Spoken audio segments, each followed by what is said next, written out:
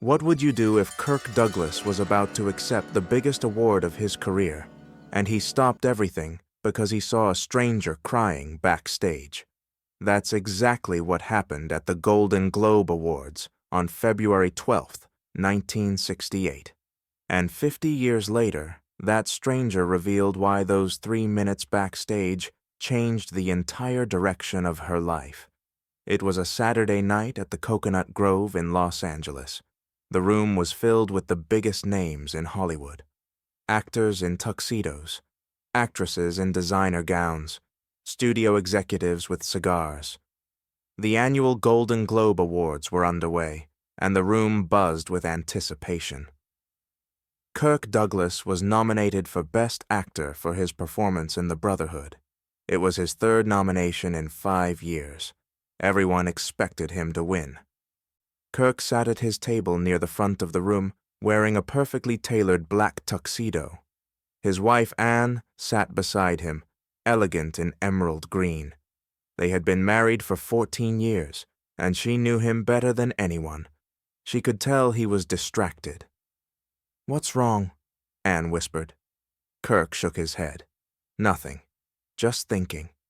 The truth was, Kirk had been thinking about something all night. About the nature of awards, about what they meant, about who got recognized and who didn't. When they announced his name as the winner, the room erupted in applause. Kirk stood, kissed Anne, and made his way toward the stage. But to get to the stage, he had to walk through a side corridor that led backstage. It was a shortcut that only the nominees knew about. As Kirk walked through that corridor, he heard something. Crying. Not loud sobbing. Quiet crying. The kind of crying someone does when they're trying not to be heard. Kirk stopped. In a small alcove, partially hidden by a curtain, a young woman was sitting on a folding chair. She was wearing a headset and holding a clipboard. A production assistant. One of the dozens of people who worked behind the scenes to make the show happen. She was maybe 23 or 24 years old. Her makeup was smeared. Her shoulders were shaking. Kirk looked toward the stage. He could hear the announcer vamping, filling time, waiting for him to appear. The applause was continuing. Everyone was waiting. Kirk turned away from the stage and walked toward the crying woman. "Hey," he said softly. The woman looked up, startled. When she saw who was standing in front of her, her eyes went wide with horror. "Mr. Beer." "Douglas, I'm so sorry. I didn't mean to. You're supposed to be on stage. I'm fine. Please go. I'm so sorry." Kirk didn't move. "What's your name?" The woman blinked. "What? Your name. What is it?" "Sarah. Sarah Mitchell." Kirk pulled over another folding chair and sat down next to her. "Sarah, what happened?" Sarah shook her head, fresh tears streaming down her face. "It's nothing. It's stupid. Please, Mr. Douglas, you need to go accept your award. Everyone is waiting. They can wait." Kirk's voice was gentle but firm. "Tell me what happened." Sarah looked at him for a long moment. Then, slowly, the story came out. She had been working as a production assistant on the Golden Globes for 3 years. It was a hard job, long hours, low pay, constant pressure.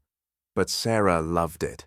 She loved being part of the magic of Hollywood, even if she was just the person who handed out water bottles and ran errands. That night, something had gone wrong with the teleprompter. It wasn't Sarah's fault. It was a technical glitch, but the executive producer, a man named Richard Crane, had blamed her. He had screamed at her in front of the entire production team, called her incompetent, called her worthless, told her she would never work in this industry again. Then he fired her, on the spot, in front of everyone. Sarah had retreated to this alcove to cry before gathering her things and leaving. "That's why I'm here," Sarah finished, "hiding like a coward while my career ends."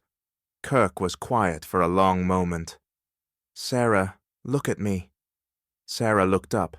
"That man, Richard Crane. What he did to you was wrong." screaming at someone in front of their colleagues, blaming them for something that wasn't their fault, firing them without cause. That's not leadership. That's bullying. Sarah wiped her eyes. It doesn't matter. He's powerful. I'm nobody. That's how it works.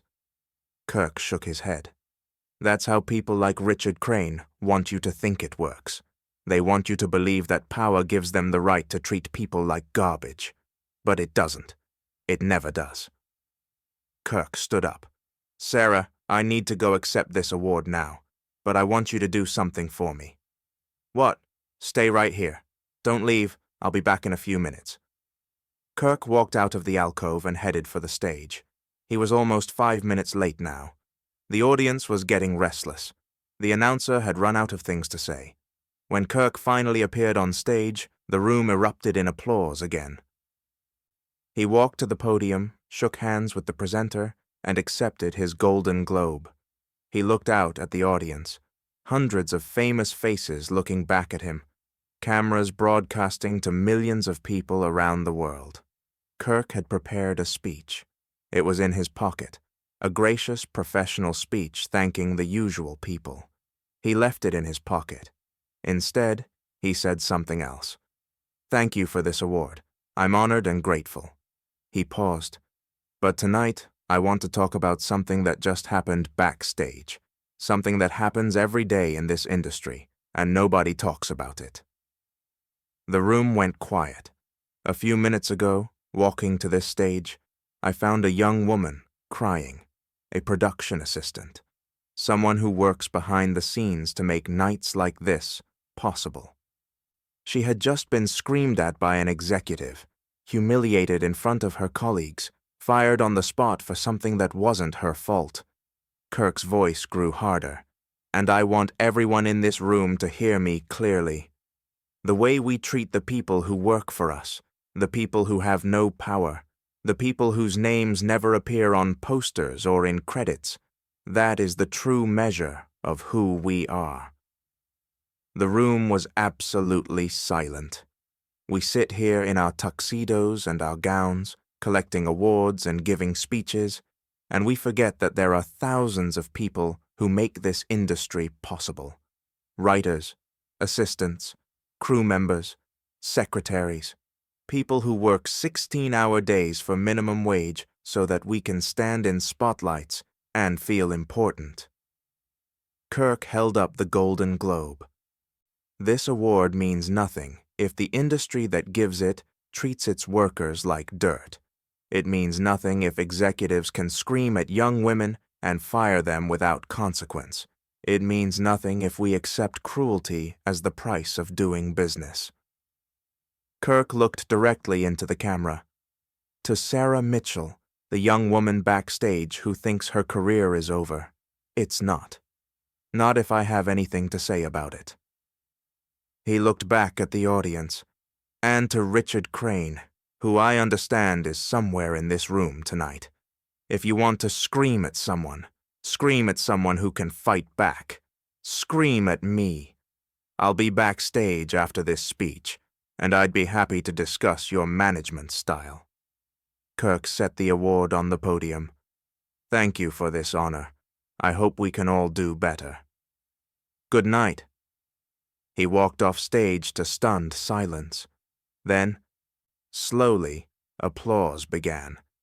It grew and grew until it was thunderous. Half the room was standing. The other half, Kirk noticed, was not. Backstage, Kirk found Sarah exactly where he had left her.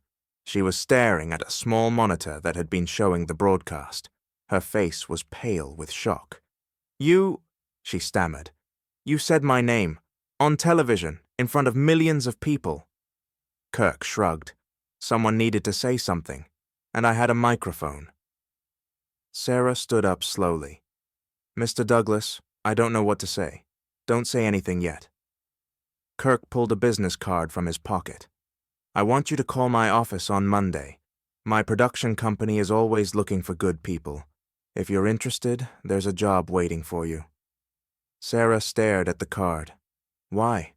Why would you do this for me? You don't even know me. Kirk smiled.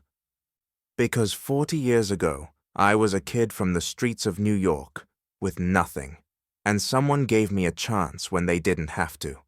I've spent my whole life trying to pay that forward.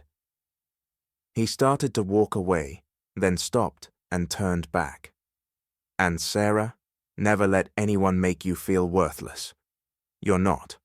Remember that. Sarah Mitchell started working for Kirk Douglas's production company the following Monday. She spent 3 years there, learning everything she could about the business. Kirk mentored her. He introduced her to people. He pushed her to take risks. In 1971, Sarah left to start her own production company.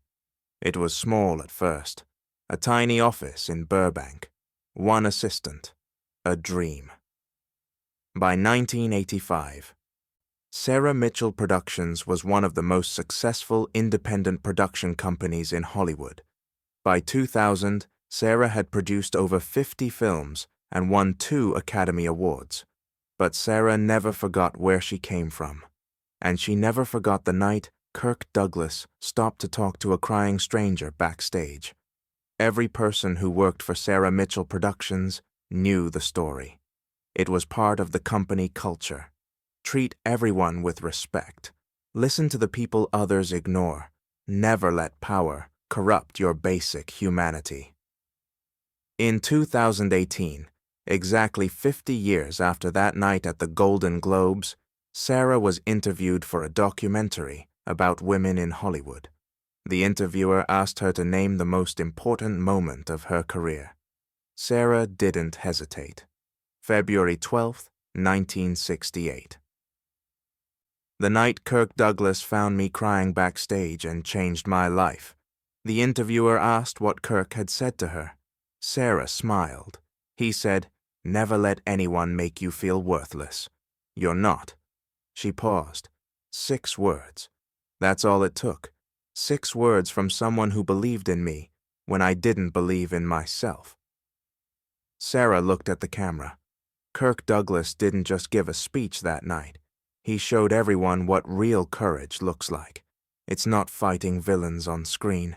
It's standing up for a stranger when you have nothing to gain. It's using your platform to say what everyone else is afraid to say. Sarah wiped her eyes. I've spent 50 years trying to live up to what he taught me that night. Every film I've made, every person I've hired, every risk I've taken. It all goes back to those 3 minutes, backstage. When Kirk Douglas died on February 5, 2020, Sarah Mitchell was one of the first to release a statement. Kirk Douglas didn't just change Hollywood, she wrote. He changed me. He saw a crying nobody backstage and decided that nobody was worth his time, that nobody went on to produce 50 films, but more importantly, that nobody spent her entire career trying to treat people the way Kirk Douglas treated her. The man who never bent, the man who never forgot, and the woman he created with 6 words in a dark corridor on the most important night of her life.